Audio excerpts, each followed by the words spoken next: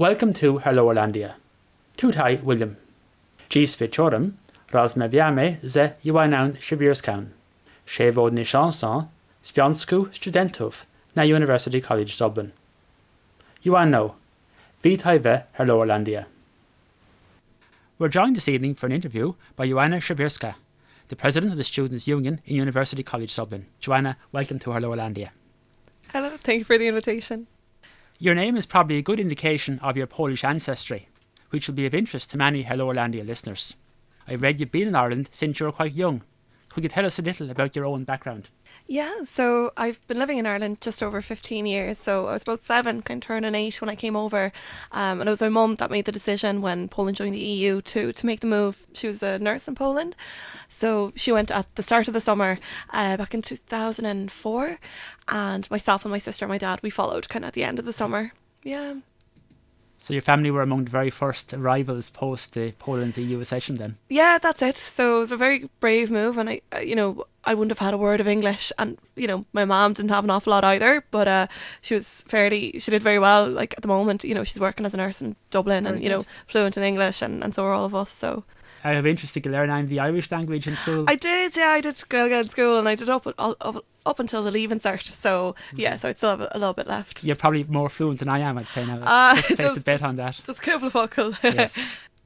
I know that UCD is Ireland's largest university. So how many members does the Student Union represent? It must be quite a challenge. Yeah, so all students are automatically our members. So there's just over 30,000 students at the moment. Yeah, so it's a very diverse cohort to try and engage with. And, there are those students that, come to us regularly and, tell us their needs and get involved in our elections. And then there's that vast amount of students that, maybe aren't even aware that there is a Students Union. So trying to cater for the different cohorts and their different needs is definitely challenging. Very interesting as well. Yeah. I think I have to admit that I was among the cohort that didn't know the Student Union existed while I was at UCD. I'll have to admit. Yeah, it is the vast majority, to be fair. So it's it keeps me busy. Let's put it that way. Very good.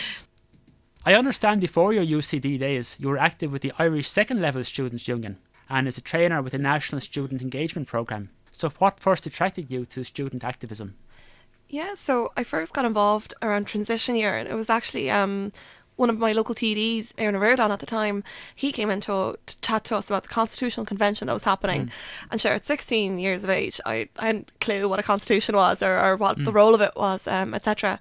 But he was telling us all these things about it, that it says that women should stay in the home and, all these different things that I thought were ridiculous. That I got really upset with him. Why are you saying these things about, our country or whatever? But we got chatting afterwards, and there was an event ran in Dublin for young people that want to get involved in the Constitutional Convention. So I popped along to that, and I met some people who were involved in the School Students Union in ISU. So what ended up happening was we were at another event, and Aon was there as well, and I was chatting away with him, and one of the fellas from ISU was very excited that I knew this TD. So Aon had invited me on a tour of the Dáil.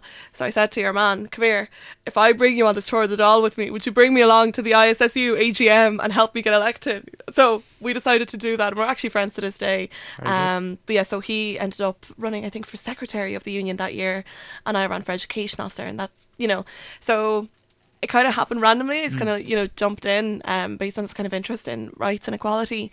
But it absolutely snowballed from there, seeing how by listening to your peers and then speaking with decision makers, you can change the perspective and try and create a positive change. When you see that in action, or when you recognise that there is an injustice and somebody's actions are exacerbating that injustice and they're not helping those in need, it makes you want to help, and it's kind of hard to stop once you start, or that's been my experience. And was that what motivated you to study law and social justice in UCD? Definitely, yes. I think, being involved in the School Students Union and learning more about the inequalities in the Irish education system, and how much your postcode can determine what you end up doing or where you end up being. Of course there's room for exceptional people from different backgrounds, or there's different avenues that people can go. Of course, not everyone has to go on to university style education, but nonetheless there is a big inequality in access to higher education in Ireland. And when I really started to see that through the School Students Union, the difference in the education that we were getting at second level, depending on where you're from, it made me really want to understand, okay, how else is the system kind of functioning, and is there something that we can do to ensure that everyone has an equal opportunity to access education and to excel, whatever they want to do. Yeah, and then when I saw the course, it was perfect. So it sounds like you were certainly a very engaged teenager. Yeah. I think I had a bit of, I call it like an ADD for equality and human rights and social justice. And I said it's just a bug that I caught very early on. Yeah. So when you were elected the Students' Union president, what did you set as your priorities or goals for your term? I think for me, I was aware that, engaging with the bigger kind of student body was going to be a challenge. So there's so many things that you could do for students that it's mind-blowing. So I decided to really focus in on a small number of key things that are important to me and that I believed are important to students. And that's what we've been trying to kind of focus in on. So direct provision is a big one for us because we have a number of students who are in the asylum process or are refugees in Ireland studying with us as part of a scholarship programme. We're a University of Sanctuary. And then the wider direct provision system, and there's so many issues with it that students are interested in. The second one is absolutely housing, and it's affecting students, so much. And in particular, those students that didn't make it to UCD because they couldn't find accommodation or they were worried that they wouldn't be able to find it. It's a huge social issue at the moment. And then the third one would be climate, would be sustainability on campus. And, it's something that young people want, but it's something that as a university, if a public education institution can't be at the forefront of climate change and ending climate change and sustainability, if we can't do it, how can we expect other institutions to follow suit? So trying to push that. So taking those issues maybe one at a time, I read that you had actually worked yourself in assisting some direct provision students. How did you find that experience, or what did you learn from it? Yeah, I think the students who come from direct provision and UCD from kind of working with them so far, they're such a diverse cohort. There's some people now in direct provision who have the right to work, and that transforms their life and their access to education and just being able to do things. And then others, we have direct provision students who commute from Kerry on a daily basis, or from Waterford or Mayo. So their experience, if they don't have access to work and they face these commutes, is completely different. So my experience has been that you really have to tailor your approach and just listen to them and try and help them, because while there are so many, groups of vulnerable students that need particular supports and help, when you compound that with some of the experiences that these individuals have brought with, are carrying with them on you just have to be so sensitive and supportive, and then trying to translate that into a language that ensures the university also is on board and is also supporting them to the maximum, and it recognises the special and unique situation they're in and the special support that they need. It's been an interesting lesson in, being supportive and being there and listening and being present with these students, but then being able to negotiate on their behalf. You sometimes have to use kind of different language, when you change your audience. Okay. So in relation to the housing issue, I know the Students' Union was involved in promoting the rent-a-room scheme in terms of the availability to earn up to €14,000 per annum tax-free if you rented out a room to a student. Did that gain any traction, do you feel, or is it kind of a very minuscule scheme overall in terms of the housing challenge? Yeah, I think, the scheme isn't the answer, to the housing shortage, but it's one of the things that is actually working quite well from our engagement. Anytime we've been out on the doors, chatting to people and giving out leaflets with information, there's always been people coming back to us, and local people from the area just do contact the union quite frequently, offering, they have a room, they're looking to make a few quid. So it is positive, but in terms of the scale of the issue and then the scale of the take up of the scheme, there is certainly a gap. We need affordable student beds, and digs doesn't suit everybody, because sometimes some hosts are fantastic and they let the students stay 7 days a week if they need to. They let them use their kitchen facilities, etc.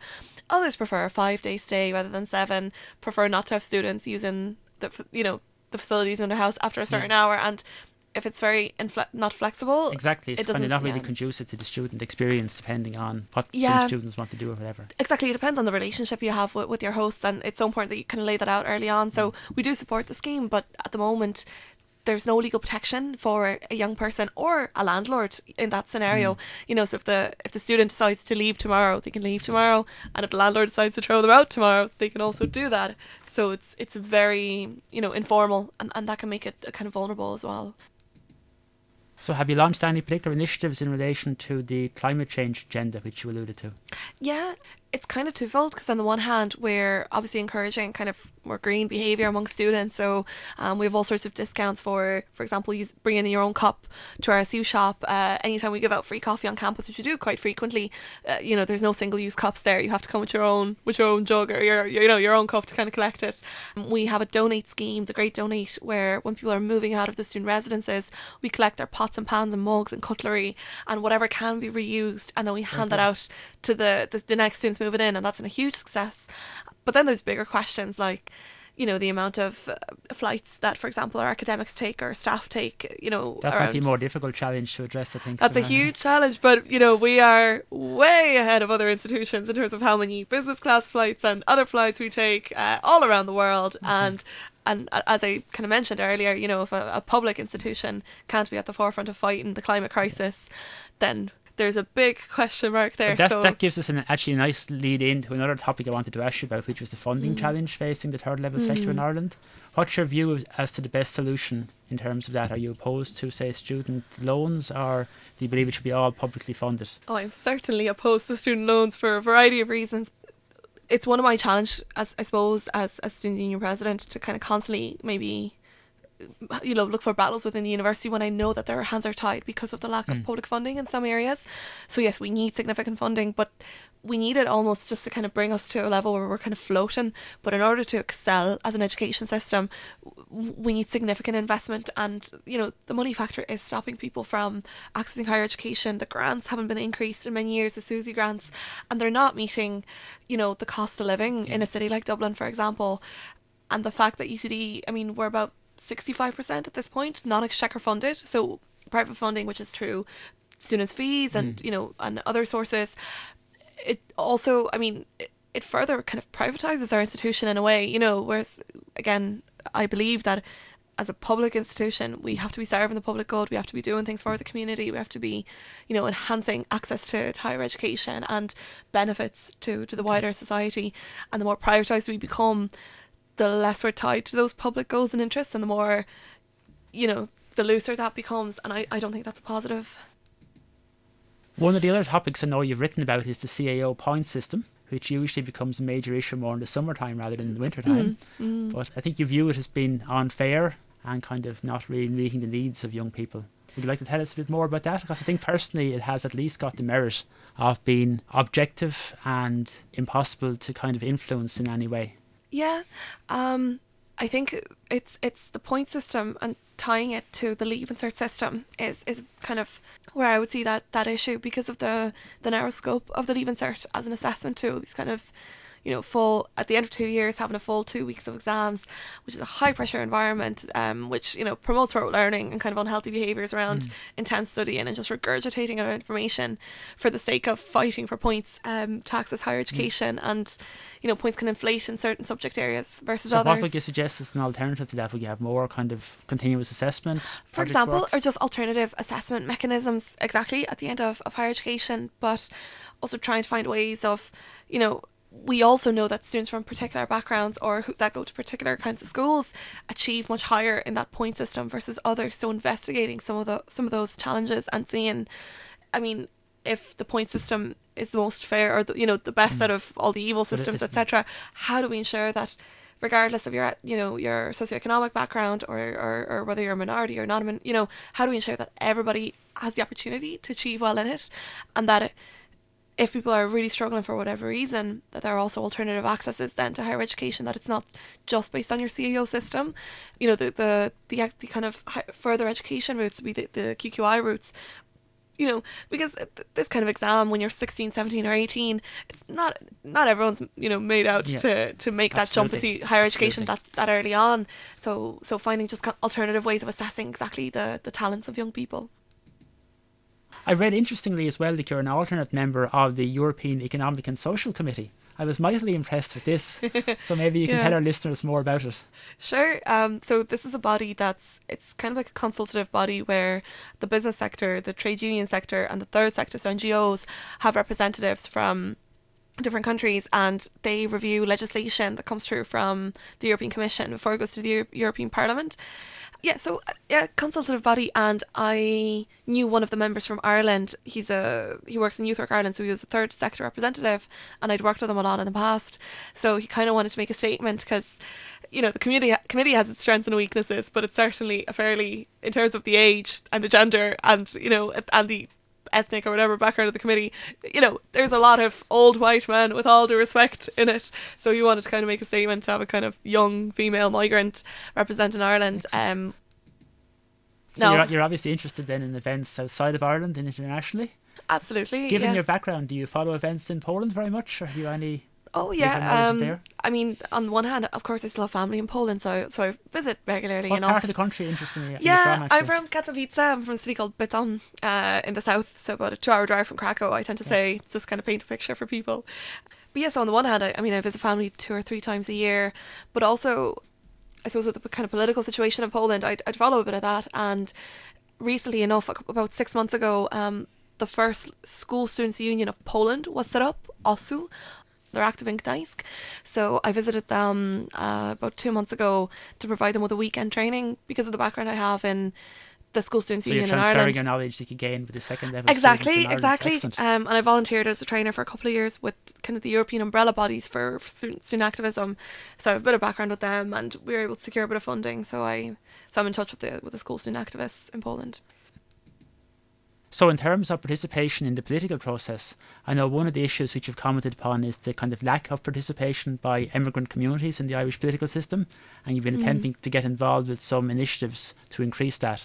Yes, so I've been fortunate enough to work with the Immigrants Council of Ireland, which are a fantastic organisation that advocate on behalf of immigrants in Ireland, and they do a lot of campaigning around encouraging people to register to vote and to run for election, and kind of empowering and running migrants. Workshops and events. Exactly. So I've done I've participated in some of their trainings, and I've volunteered with them, and I've recently spoken at their annual conference on leadership for people from the migrant community. So it's certainly something I support, and there's just so many different communities and people out in Dublin, of interest, why do you Ireland. think that there's so few, say, candidates, given the number of, say, members of the Polish community in Ireland? Why there have been so few candidates, say, in the local elections even at this stage? Yeah, I think it can be a variety of factors. I mean, there's there's that community of people who maybe came over to Ireland, and maybe they've been struggling to kind of pick up the Irish language. There's so many of us here, Polish people, that there are some bubbles of our community where we go to the Polish shops, go to the Polish church, and we stay connected with each other, and that could be one of the factors.